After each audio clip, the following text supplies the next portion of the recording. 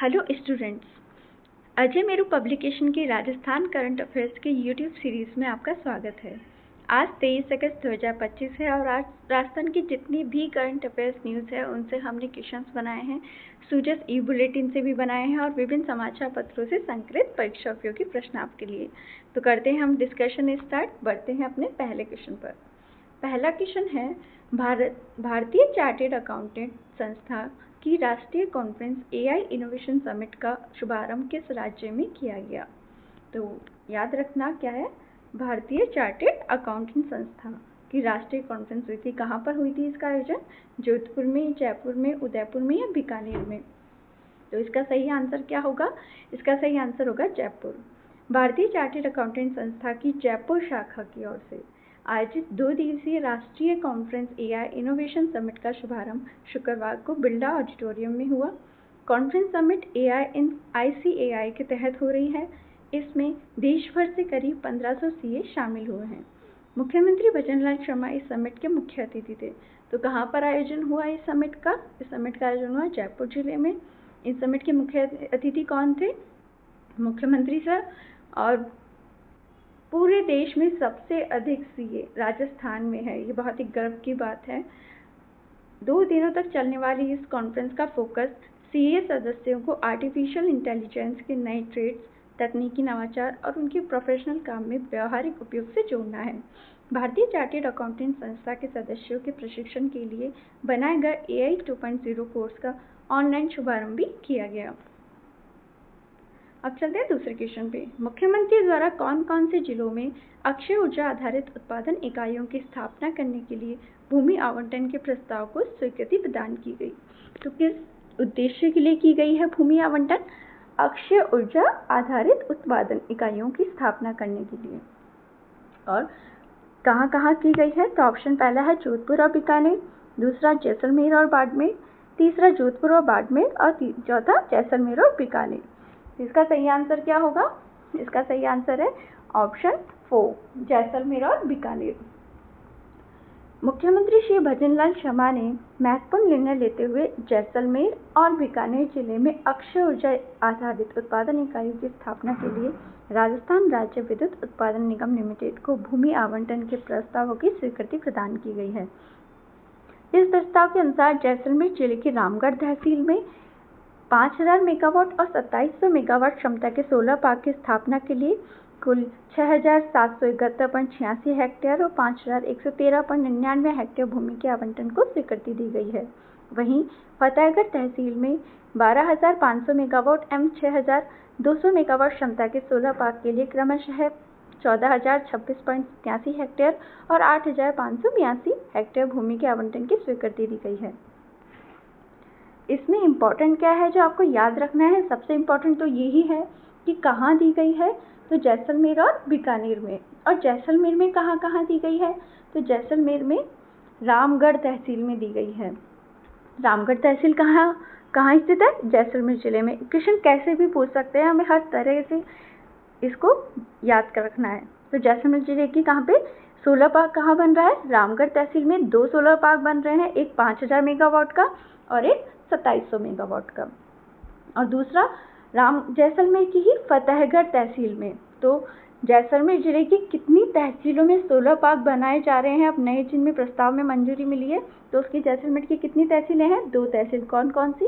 रामगढ़ तहसील और फतेहगढ़ तहसील, याद रखिएगा। अब पढ़ते हैं बीकानेर के बारे में। जैसलमेर की 2 हो गई, रामगढ़ और फतेहगढ़ तहसील। अब बीकानेर की पूगल तहसील के दीनसर व बराला गांव में 393.04 हेक्टेयर भूमि और बीकानेर तहसील के गांव सवाईसर, बज्जू तहसील के गांव बिकलौई तथा पूगल तहसील के गांव कर्णीसर भटियान में कुल 2320.46 हेक्टेयर भूमि के आवंटन को स्वीकृति दी गई है। यहाँ पे भी पूगल तहसील और बज्जू तहसील, ये बीकानेर तहसील और बज्जू तहसील। तो इसमें याद रखना कि कौन कौन सी तहसील है और ये तहसील से रिलेटेड आ जाएगा कि संबंधित तहसील किस जिले से संबंधित है। तो आपको ये नाम याद रखने हैं। इसी तरह एक और न्यूज़ आई थी इसी से जुड़कर कि सीमावर्ती क्षेत्र में भी सड़क निर्माण के लिए भूमि आवंटन को मंजूरी दी गई है। तो इसी तरह प्रदेश के सीमावर्ती जिलों में समानांतर सड़क निर्माण की पहल के तहत मुख्यमंत्री श्री शर्मा ने बाड़मेर के गडरा रोड तहसील में, सीमावर्ती है बाड़मेर, तो बाड़मेर की कौन सी तहसील में, गडरा रोड तहसील में 158.0792 हेक्टेयर भूमि के आवंटन को स्वीकृति दी गई है। ये इतना कितनी हेक्टेयर भूमि है ये कोई नहीं पूछेगा, पर हाँ ये जरूर पूछेगा कि सीमावर्ती क्षेत्र में जो सड़क निर्माण के लिए भूमि आवंटन को मंजूरी मिली है उसमें बाड़मेर की कौन सी तहसील सम्मिलित की गई है। तो आपको पता होना चाहिए बाड़मेर की कौन सी तहसील है, गडरा रोड तहसील। और जैसलमेर सेक्टर में लेटरल सड़क निर्माण के लिए कुल 219.6 हेक्टेयर भूमि आवंटन को स्वीकृति मिली है। तो याद रखना सीमावर्ती क्षेत्र में बाड़मेर की कौन सी, गडरा रोड तहसील में। उल्लेखनीय है कि यह स्वीकृति केंद्रीय लोक निर्माण विभाग की मांग के आधार पर संबंधित जिला कलेक्टर के प्रस्ताव पर भारत पाकिस्तान सीमा पर समानांतर सड़क निर्माण के संरक्षण में आने वाली भूमि से संबंधित है। पढ़ते हैं क्वेश्चन नंबर 3 पे। राज्य के किस जिले में औद्योगिक इकाइयों के लिए 38.39 हेक्टेयर भूमि के आवंटन को स्वीकृति दी गई है। सबसे पहले हमने क्या बोला था, अक्षय ऊर्जा की जो इकाइयां उनको स्थापित करने के लिए, नहीं सोलर पार्क्स बनाने के लिए। दूसरा पढ़ा था हमने सीमावर्ती इलाकों में सड़क निर्माण के लिए। अब तीसरा कौन सा आ गया, औद्योगिक इकाइयों के लिए।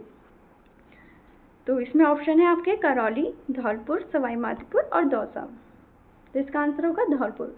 धौलपुर जिले की बाड़ी तहसील का गांव बिजौली में औद्योगिक इकाइयों के लिए 38.39 हेक्टेयर भूमि के आवंटन को स्वीकृति दी गई है। इंपॉर्टेंट क्या हो गया, बिजौली गांव कौन सी तहसील में, बाड़ी तहसील में, कौन से जिले में, धौलपुर जिले में। यह आवंटन जीको को गैर प्रदूषणकारी औद्योगिक इकाइयों की स्थापना करने के लिए किया गया है। कौन सी इकाई स्थापित होगी, गैर प्रदूषणकारी औद्योगिक इकाई, किसके द्वारा, रिको के द्वारा। पीएम कुसुम प्रधानमंत्री किसान ऊर्जा सुरक्षा एवं उत्थान महाअभियान योजना 2.0 के तहत मुख्यमंत्री द्वारा राजस्थान के लिए कितने मेगावाट क्षमता का अतिरिक्त आवंटन स्वीकृत करने का अनुरोध किया है। पहला ऑप्शन 4,500, दूसरा 5,000, तीसरा 5,500 और चौथा 6,000। तो इसका सही आंसर क्या होगा, इसका सही आंसर होगा ऑप्शन 2 यानी 5,000। मुख्यमंत्री भजनलाल शर्मा ने राजस्थान के किसानों के आर्थिक सशक्तिकरण एवं प्रदेश में सौर ऊर्जा को बढ़ावा देने के लिए पीएम कुसुम योजना 2.0 के तहत 5,000 मेगावाट क्षमता का अतिरिक्त आवंटन स्वीकृत करने का अनुरोध किया है। प्रदेश में इस योजना के घटक ए में अब तक 457 मेगावाट क्षमता के विकेंद्रीकृत सौर ऊर्जा संयंत्र स्थापित किए जा चुके हैं। कितने स्थापित किए जा चुके हैं, 4,057 मेगावाट क्षमता की, और 3,200 मेगावाट क्षमता की परियोजनाएं स्थापित करने के कार्यादेश जारी किए जा चुके हैं। लेकिन इम्पोर्टेंट क्या हो गया कि प्रदेश में अब तक इस योजना के घटक ए के अंतर्गत विकेंद्रीकृत सौर ऊर्जा संयंत्र कितने क्षमता के स्थापित किए जा चुके हैं, तो है 457 मेगावाट क्षमता के। इस दौरान केंद्रीय नवीनीकरण ऊर्जा मंत्री प्रहलाद जोशी ने कहा कि राज्य सरकार के विगत 1.5 वर्षों में किए गए प्रयासों से राजस्थान पीएम कुसुम योजना के घटक ए के क्रियान्वयन में देश में अग्रणी बना है। साथ ही घटक सी में विकेंद्रीकृत सौर ऊर्जा संयंत्र स्थापित करने की दिशा में तेजी से काम हुआ है, जो बेहद सराहनीय है। प्रहलाद जोशी ने कुसुम 2.0 के तहत प्रदेश में सौर ऊर्जा उत्पादन को बढ़ावा देने में केंद्र सरकार की ओर से हर संभव सहयोग देने का आश्वस्त किया है। उल्लेखनीय है कि पीएम कुसुम योजना के घटक ए और सी के सफल क्रियान्वयन से प्रधानमंत्री नरेंद्र मोदी का अन्नदाता बनेगा ऊर्जादाता संकल्प जो है वो प्रदेश में साकार हो रहा है।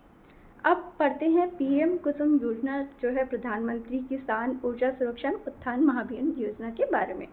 इसका मेन उद्देश्य क्या है, तो इसका मुख्य उद्देश्य है किसानों की आय बढ़ाना, बिजली की आपूर्ति सुनिश्चित करना और कृषि क्षेत्र को आत्मनिर्भर बनाना है। घटक एक के तहत किसान अपनी बंजर भूमि पर सौर ऊर्जा संयंत्र लगाकर बिजली बेच सकते हैं, जबकि घटक सी के तहत मौजूदा ग्रिड से जुड़े पंपों और सौर ऊर्जा से संचालित किया जा सकता है।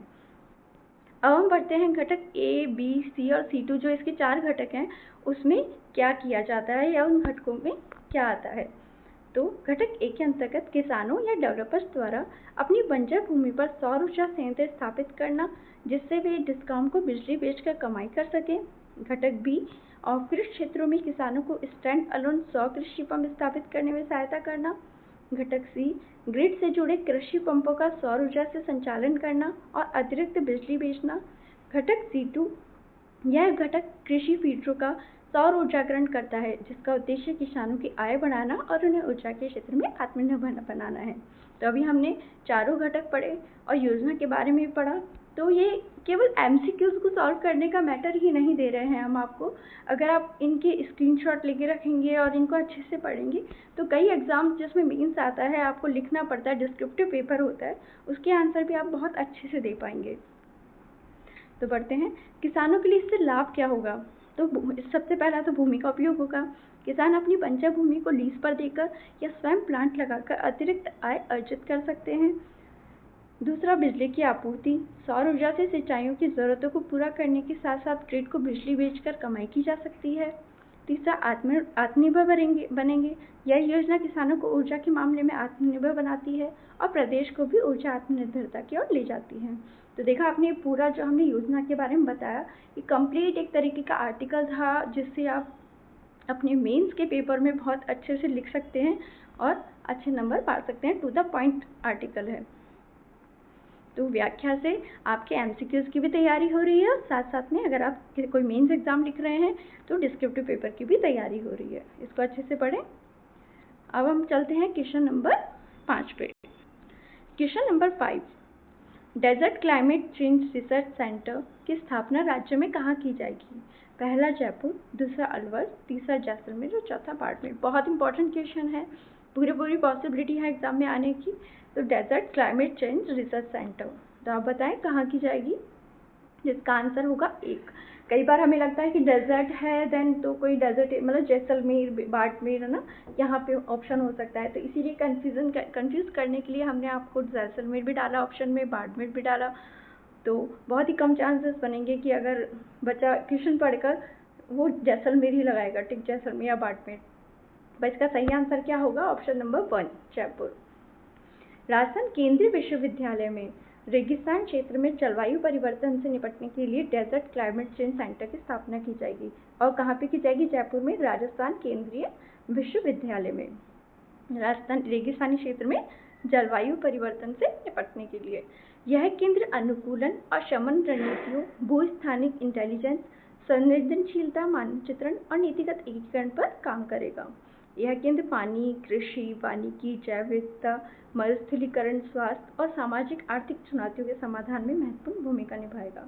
तो सबसे इम्पोर्टेंट बात कहाँ की जा रही है, जयपुर में, राजस्थान केंद्रीय विश्वविद्यालय में। क्वेश्चन नंबर 6, हाल ही में कितने आईआईटी कानपुर से, कौन सी आईआईटी है ये भी याद रखना, आईआईटी कानपुर से आर्टिफिशियल इंटेलिजेंसी प्रोग्राम को 100% अंकों के साथ पूरा करके एक नया कीर्तिमान स्थापित किया है। तो ऑप्शन 1 है डॉक्टर अरविंदर सिंह, दूसरा डॉक्टर मुकेश कुनीपाल, तीसरा डॉक्टर हरप्रीत कौर और चौथा डॉक्टर सीमा मुदगल।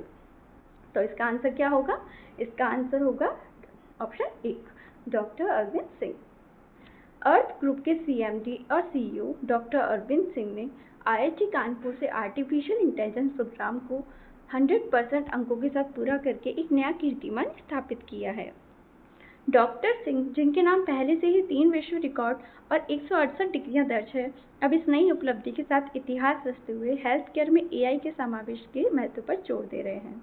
डॉक्टर सिंह का कहना है कि आर्टिफिशियल इंटेलिजेंस का हेल्थ केयर में समावेश एक गेम चेंजर साबित हो सकता है।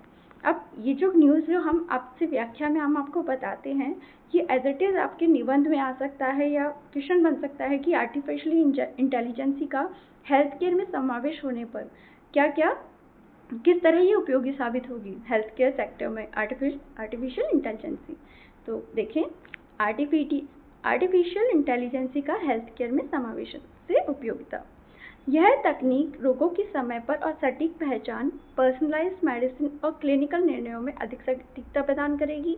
पैथोलॉजी, रेडियोलॉजी और कॉस्मेटिक डर्मेटोलॉजी जैसे क्षेत्रों में एआई की मदद से निदान और उपचार दोनों तेज और अधिक विश्वसनीय हो जाएंगे। इस योग्यता का उपयोग कर देश विदेश के डॉक्टर और हेल्थ केयर प्रोफेशनल्स को प्रशिक्षण भी दिया जाएगा। अब है हमारा क्वेश्चन 7, हटिया, कालूकीर और पंचारा के खेल राज्य के किस लोक नृत्य से संबंधित हैं। पहला गैर लोक नृत्य, दूसरा गवरी लोक नृत्य, तीसरा ढोल लोक नृत्य और शिकारी लोक नृत्य। तो इसका आंसर क्या होगा, इसका आंसर होगा ऑप्शन 2 गवरी लोक नृत्य। मेवाड़ क्षेत्र में किए जाने वाला गवरी नृत्य भील जनजाति का प्रसिद्ध नृत्य है। इस नृत्य को कौन सी जनजाति की जाती है? भील जनजाति द्वारा। इस नृत्य को सावन भादो माह में किया जाता है।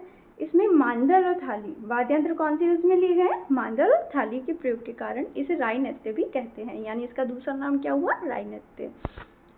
इसे केवल पुरुषों के द्वारा किया जाता है। इस स्लाइड में 3-4 चीजें इंपॉर्टेंट हो गई।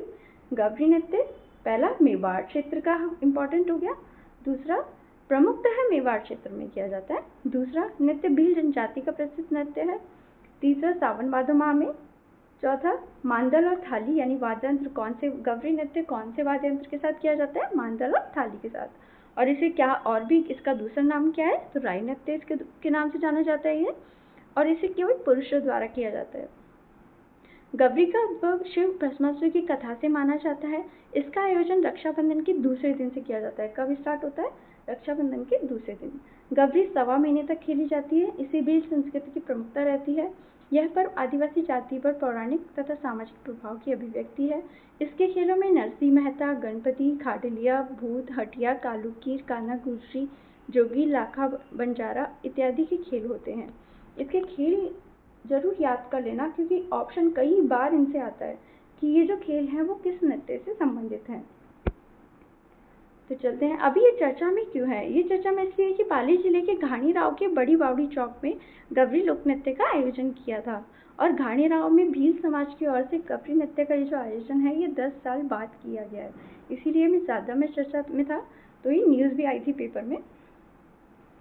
अब चलते हैं। हाँ, हमारी स्क्रीन पर आपको अभी चतुर्थ श्रेणी कर्मचारी सीधी भर्ती परीक्षा हेतु मॉडल पेपर्स, अब ग्राम विकास अधिकारी भर्ती परीक्षा हेतु सॉल्व मॉडल पेपर्स की फोटोज दिख रही होंगी।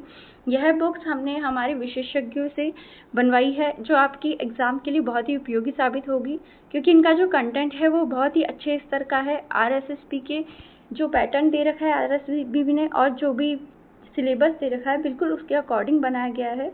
वीडियो में हमने पुराना पेपर भी डाल रखा है, ताकि आप प्रीवियस ईयर पेपर का एनालिसिस करो, आपको पता चले कि एग्ज़ाम में कैसे क्वेश्चन पूछे जाते हैं, और उसके बाद आप अपनी प्रैक्टिस करो।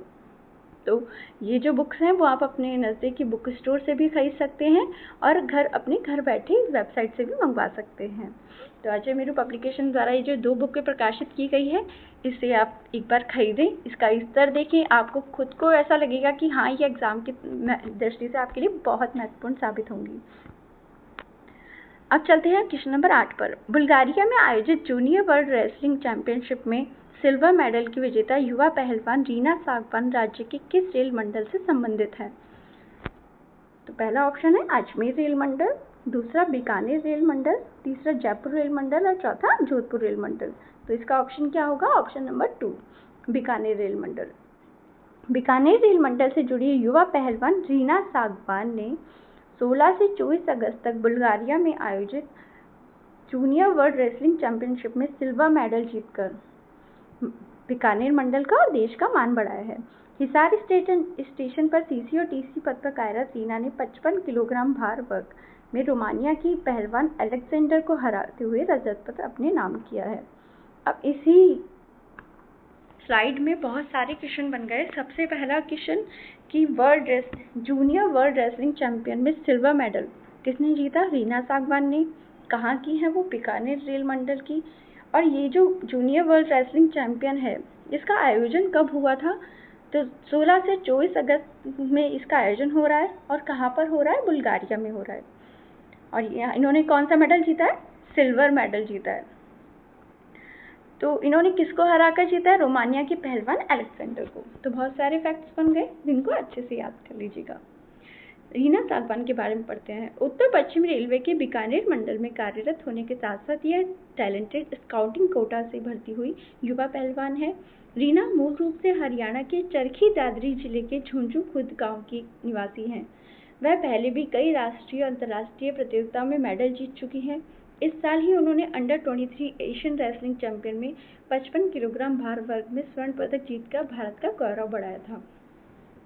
इसी के साथ एक और न्यूज़ थी, अभी आपको पता होगी,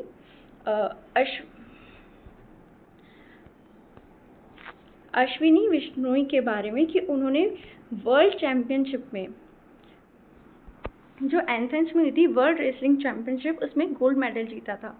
वो भी हरियाणा की ही थी। और उन्होंने क्या किया था, गोल्ड मेडल जीता था किसमें, वर्ल्ड रेसलिंग चैंपियनशिप में। और रीना सांगवान जो है, इन्होंने जूनियर वर्ल्ड रेसलिंग चैंपियनशिप में जीता है सिल्वर मेडल।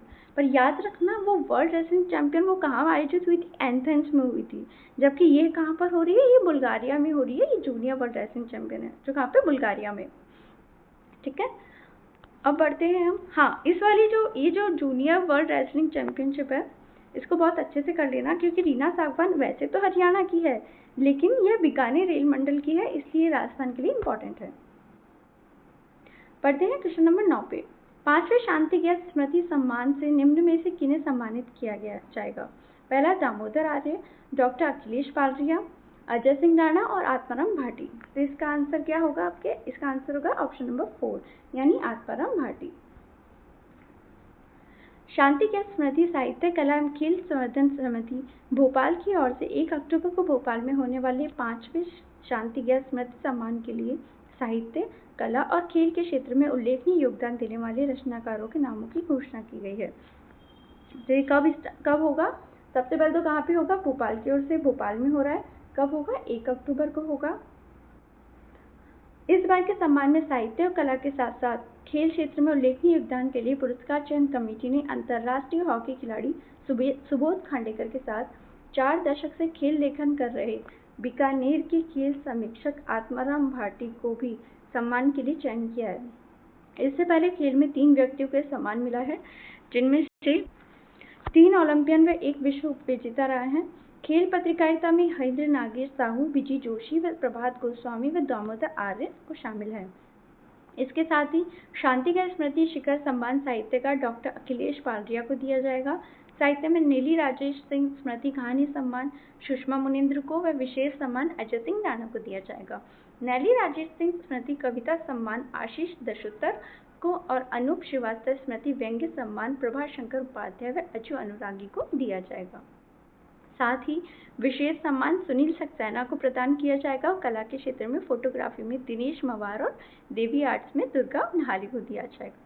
ये हमने लिस्ट दी कि सबको किन किन को कौन कौन से पुरस्कार दिए जाएंगे, पर सबसे इम्पोर्टेंट कौन सा है हमारे लिए यही इम्पोर्टेंट है कि स्मृति पुरस्कार में राजस्थान में से किसको मिल रहा है, तो राजस्थान में से आत्माराम भाटी को मिल रहा है,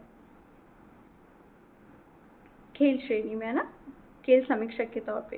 क्वेश्चन नंबर 10, बीकानेर मंडल में रेल दोहरीकरण परियोजना से संबंधित असत्य कथन का चयन कीजिए। बीकानेर ईस्ट केबिन से लालगढ़ तक 11.08 किलोमीटर रेल मार्ग के दोहरीकरण को मंजूरी प्राप्त हुई। दोहरीकरण से मालगाड़ियों के लिए अधिक स्लॉट मिलेंगे और परिवहन तेज होगा। इस परियोजना की लागत 278.63 करोड़ रुपए है, या उपयुक्त में से कोई नहीं। तो इनमें से बताना है आपको कि बीकानेर रेल मंडल में जो रेल का दोहरीकरण हो रहा है, तो उससे संबंधित कौन सा कथन गलत है। तो ऑप्शन क्या है आपका, इसका आंसर होगा 4 यानी तीनों ऑप्शन सही हैं। बीकानेर ईस्ट केबिन से लालगढ़ तक 11.8 किलोमीटर रेल मार्ग का दोहरीकरण पूरा हो गया है। इस परियोजना पर कितनी लागत आई है, 278.63 करोड़ रुपए। अब इस दोहरीकरण के लाभ क्या होंगे, ये जो लाभ होते हैं, जो पॉइंट वाइज हम आपको बता रहे हैं, ये किसी भी मेंस एग्जाम्स में आपसे पूछे जा सकते हैं कि रेल दोहरीकरण के क्या क्या लाभ होते हैं। तो आप मतलब इनको आराम से अच्छे से याद कर लीजिए और इनको लिख सकते हैं। ट्रेनों की गति और समयबद्धता में सुधार होगा। दोहरीकरण से अब ट्रेनों को सिंगल लाइन पर इंतजार नहीं करना होगा, इससे गाड़ियों की रफ्तार बढ़ेगी और समय की बचत होगी।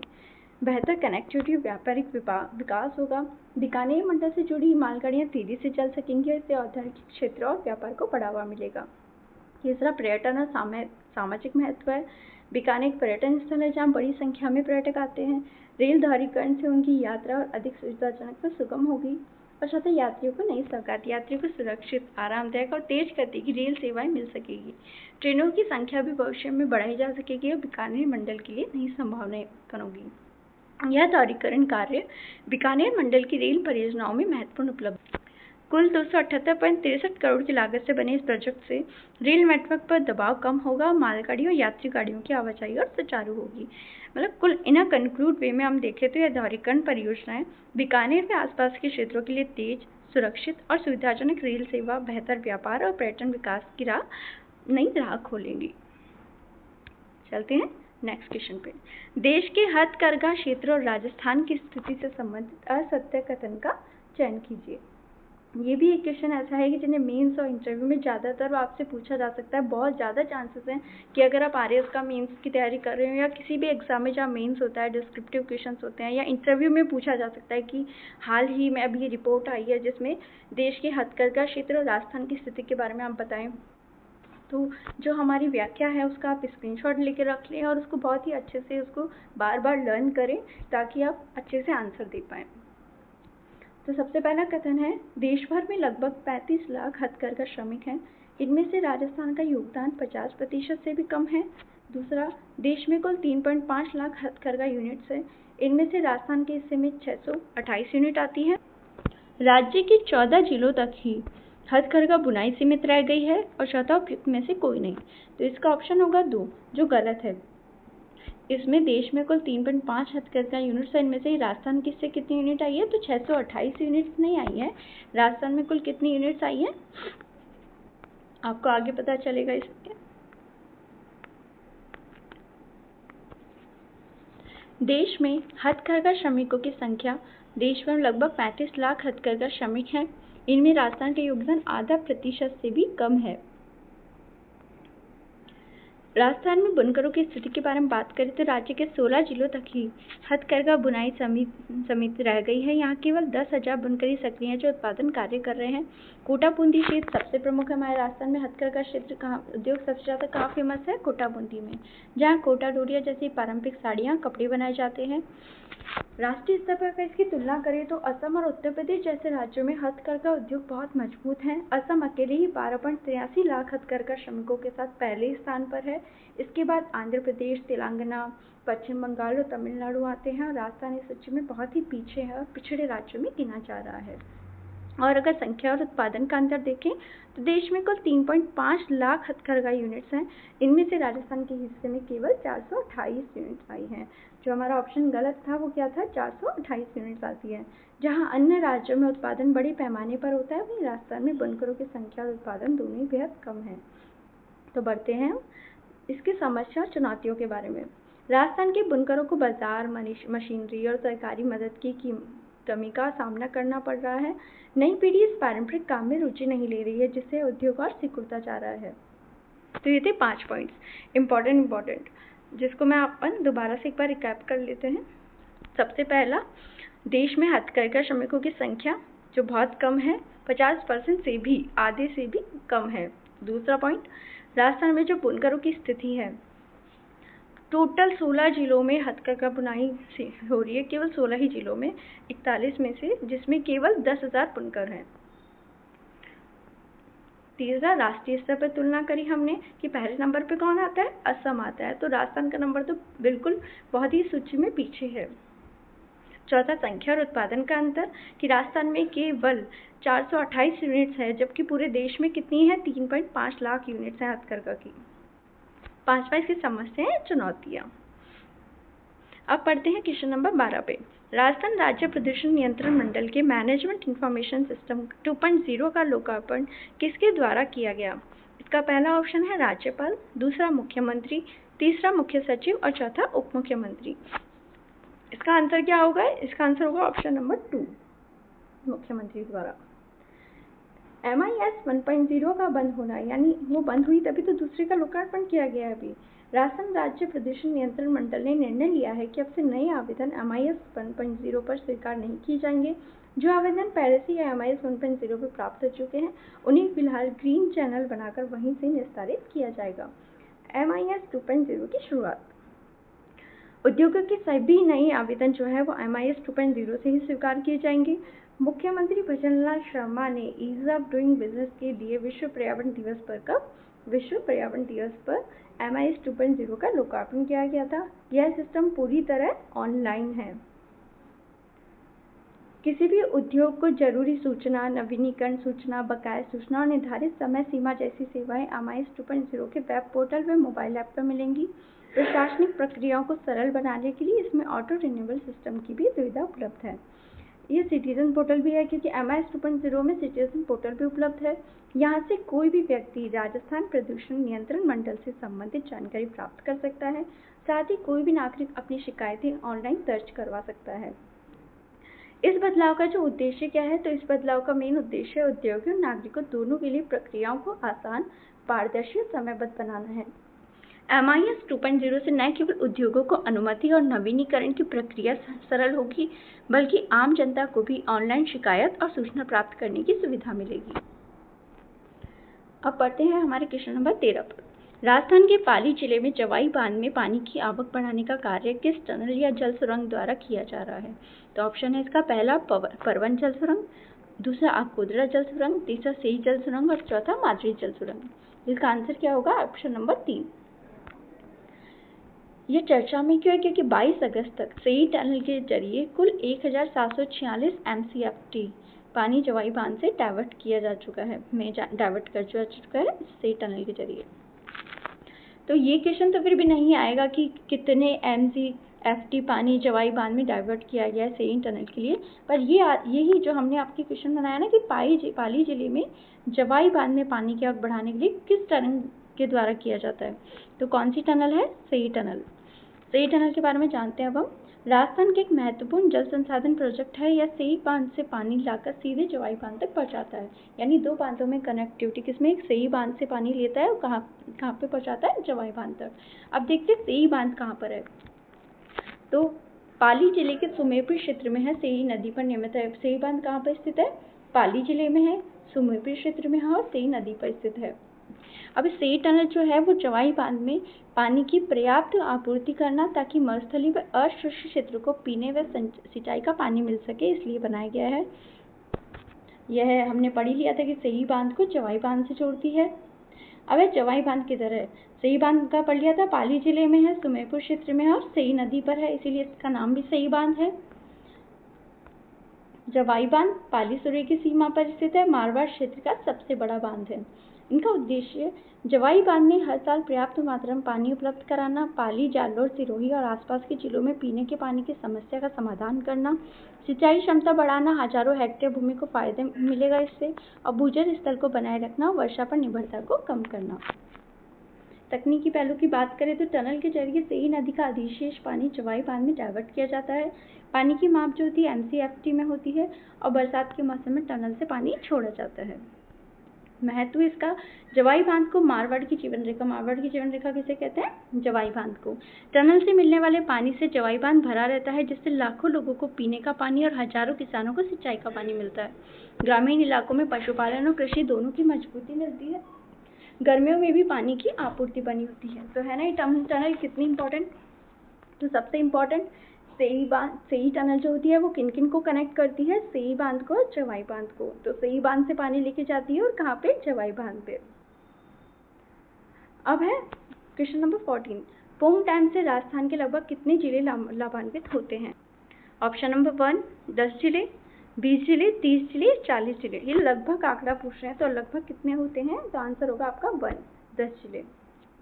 पोंग डैम से राजस्थान के बीकानेर, श्रीगंगानगर, हनुमानगढ़, चूरू, सीकर, झुंझुनू, जैसलमेर, बाड़मेर, नागौर और सीकर जिले को पीने का पानी मिलता है। इसके अलावा श्रीगंगानगर, बीकानेर, हनुमानगढ़ और जैसलमेर के करीब 16.17 लाख हेक्टेयर जमीन को सिंचाई का पानी मिलता है। अब जानते हैं पोंग डैम के बारे में। पोंग डैम को महात्मा गांधी सागर डैम भी कहा जाता है। क्या कहा जाता है? महात्मा गांधी सागर डैम।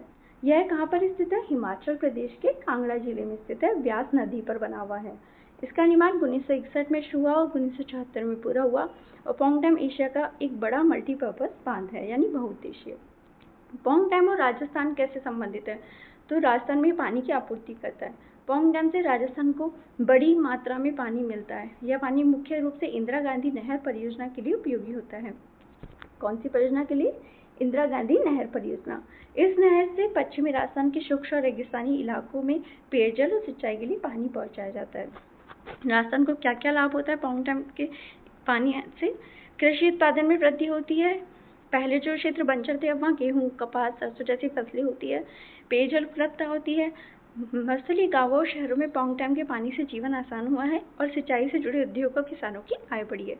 यानी कृषि उत्पादन में वृद्धि, पेयजल उपलब्धता और आर्थिक विकास। यह चर्चा में क्यों है? क्योंकि पोंग डैम जो है उसमें इस समय जल स्तर में गिरावट दर्ज की जा रही है। कितनी? टोटल 1%। डैम की क्षमता कितनी है? डैम की पूर्ण क्षमता जो है वो 1400 फीट मानी गई है। इस समय यह 1383.98 फीट पर है, यानी लगभग 16 फीट कम। प्रशासन को चिंता क्यों है कि 1 फीट जो पानी इसका जल स्तर जो कम हुआ है, उससे प्रशासन में पाउंग डैम जो है वो राजस्थान, पंजाब और हिमाचल प्रदेश के लिए जल आपूर्ति का बहुत बड़ा स्रोत है। डैम के जल स्तर घटने से न केवल सिंचाई बल्कि पीने के पानी की आपूर्ति पर भी असर पड़ सकता है। मानसून में पर्याप्त वर्षा नहीं होने से जल संकट गहराने की आशंका है। इसका क्या क्या प्रभाव पड़ेगा? जिस तरह से इसका जल स्तर घट रहा है, तो उससे राजस्थान को या पंजाब को, हरियाणा को क्या प्रभाव पड़ेगा, उसके बारे में पढ़ते हैं। पहला प्रभाव तो सबसे बड़ा यही है कि खेती पर असर होगा। पंजाब, हरियाणा और राजस्थान के खेतों को पानी की आपूर्ति बाधित हो सकती है। खरीफ की फसलों पर सीधा प्रभाव पड़ेगा। राजस्थान और पंजाब के कई शहरों में पेयजल आपूर्ति प्रभावित हो सकती है। बिजली उत्पादन, डैम से बनने वाली जो जल विद्युत परियोजना है, उस पर भी प्रभाव पड़ेगा। तो ये थे हमारे आज के क्वेश्चन, जो हमने बहुत सारे क्षेत्रों से, मतलब सूजा सी बुलेटिन से बनाए। बहुत सारे दैनिक भास्कर के भी जितने भी संस्करण मिलते हैं, हमने वहाँ से आपके लिए कलेक्ट करे हैं, ताकि आपके एग्जाम में करंट अफेयर से रिलेटेड तो एटलीस्ट कोई क्वेश्चन, राजस्थान के करंट अफेयर से रिलेटेड कोई क्वेश्चन नहीं रहे, और आप सारे के सारे क्वेश्चन को सही से सॉल्व करके जाएं। तो आप इनको अच्छे से पढ़ना। केवल यह ऑब्जेक्टिव के लिए ही नहीं, आपके डिस्क्रिप्टिव पेपर के लिए भी उतनी ही उपयोगी हैं। तो अगर आपको ये वीडियो हमारा अच्छा लगे तो प्लीज़ आप अजय मेरू पब्लिकेशन को सब्सक्राइब करना और इस वीडियो को लाइक करना और शेयर करना। Thank you.